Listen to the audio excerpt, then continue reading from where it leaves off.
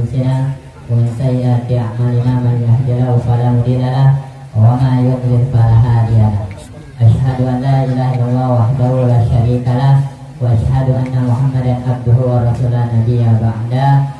Yang sama kami hormati pimpinan daripada Majelis Mufid, yaitu guru kita Habib Muhammad Abdul Qadir bin Zulfi Al-Ibrahim. Mudah-mudahan beliau diberikan kesehatan oleh Allah Subhanahu wa Ta'ala, dipanjangkan umurnya. Mudah-mudahan ilmu yang beliau sampaikan nanti bermanfaat untuk kita semua. Amin ya rabbal alamin. Pula ada Ustaz Wahyu Ramdhani yang semoga Allah Subhanahu wa Ta'ala berikan kesehatan, berkahkan umurnya, mudah-mudahan istiqomah di dalam menghadiri majelis ilmu. Amin ya rabbal alamin. Itu pula kepada para jamaah baik yang ikhwan ataupun yang akhwat, semoga kalian telah dijadikan oleh Allah anak-anak yang saleh dan salehah. Mudah-mudahan yang sudah berkeluarga menjadi keluarga yang sakinah mawaddah warahmah. Mudah-mudahan yang belum berkeluarga Allah berikan kemudahan di dalam mencari jodoh. Amin ya rabbal alamin.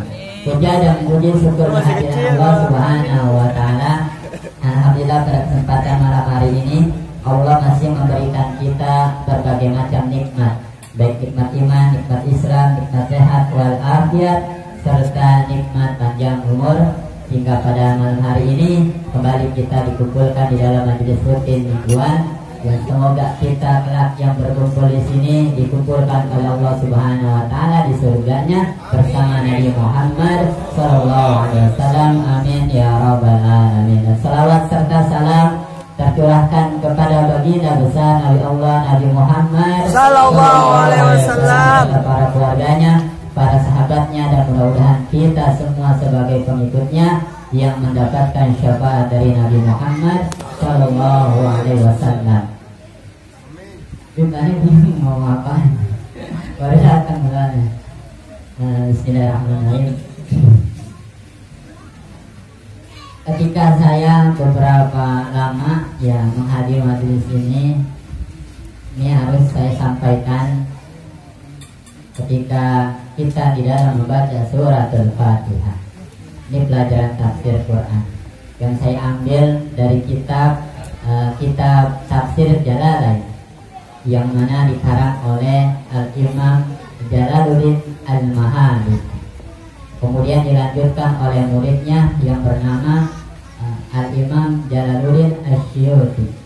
Jadi pertama yang mengarang kitab Jalalain ini Jalaluddin Al-Mahali, kemudian beliau meninggal, dilanjutkan oleh muridnya Imam Jalaluddin Asy-Syuuti.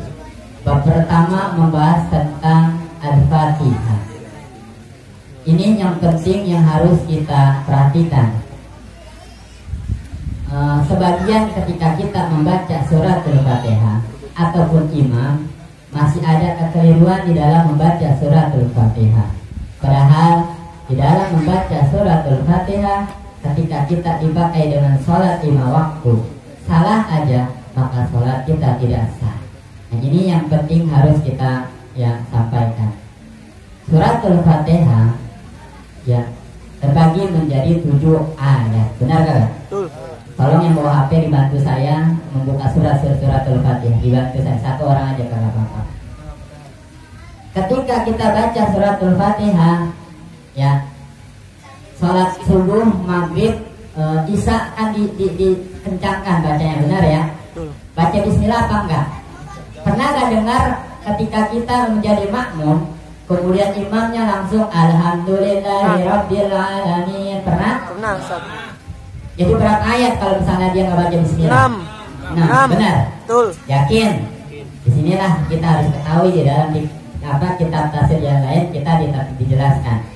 Jadi yang baca langsung Alhamdulillah bukan 6 ayat, benar 7 ayat. Nah, makanya kita kaji sekarang nih biar kalian paham ya. Pertama yang biasa kita lakukan dulu dah, kita membaca bismillah, didohirkan dijelaskan bacanya, itu menjadi 7 ayat. Bismillahirrahmanirrahim, Alhamdulillahirabbil alamin, Ar-Rahmanirrahim, Maliki yaumiddin, Iyyaka na'budu wa iyyaka nasta'in, Ihdinas siratal mustaqim, Siratal ladzina an'amta 'alaihim ghairil maghdubi 'alaihim waladdallin. Berapa ayat? 7. Tapi ada yang membaca 8 ayat.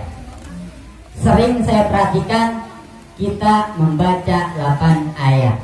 Dari mana? Oke, saya praktekin ya. Dari mana 8 ayatnya?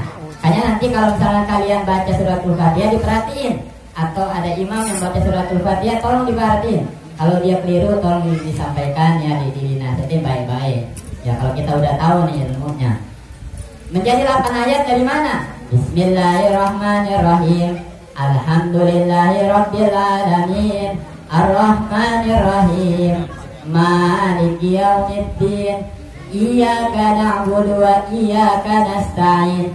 Ihdinas siratal mustaqim. Siratal ladzina an'amta 'alaihim ghairil maghdubi 'alaihim waladdallin. Jadi berapa ayat? Paham nggak sampai sini? Terkadang kita keliru ketika sampai di ayat siratal ladzina an'amta 'alaihim. Padahal itu ada huruf sukun. Tapi sukun di situ jangan berhenti, ya. Ketika siratal ladzina an'amta 'alaihim jangan berhenti. Maka jadi 8 ayat, agak sah bacanya. Harus hati. Paham ini paham? Jadi ketika baca siratal ladzina an'amta 'alaihim langsung jangan nafas, jangan berhenti. Walaupun di situ ada sukun, kalimat berhenti, tapi nggak boleh berhenti. Kalau kita berhenti menjadi 8 ayat, maka salah membaca suratul Fatihahnya. Maka sholatnya bisa berkurang pahalanya, bahkan tidak sah. Paham sampai sini?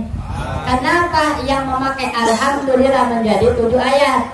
Ya, karena alhamdulillahirabbil alamin, ar-rahmanir-rahim, maliki yaumiddin, iyyaka na'budu wa iyyaka nasta'in, ihdinas siratal mustaqim, siratal ladzina an'amta 'alaihim ghairil maghdubi 'alaihim waladdallin. Paham sampai sini? Jadi berapa ayat? Kenapa? Karena ketika siratal ladzina an'amta 'alaihim berhenti, dan harus berhenti. Nggak boleh misalkan lanjut, harus berhenti. Ya, jika ingin mendapatkan 7 ayat suratul Fatihah. Paham sampai sini? Kenapa kita baca bismillah di awalnya? Ya, ada satu lagi nggak baca bismillah. Karena yang baca bismillah menjadi 7 ayat benar, asalkan ketika baca siratal ladzina an'amta 'alaihim jangan berhenti. Kenapa langsung Al-Fatihah ke bismillah? Benar, karena ketika membaca siratal ladzina an'amta 'alaihim berhenti. Paham dari sini? Praktekkan di dalam sholat. Masih banyak yang keliru. Maka ini penting yang harus kita perhatikan. Gak usah jauh-jauh dulu tafsir apa ya. Yang penting Al-Fatihah dulu kalian matangin.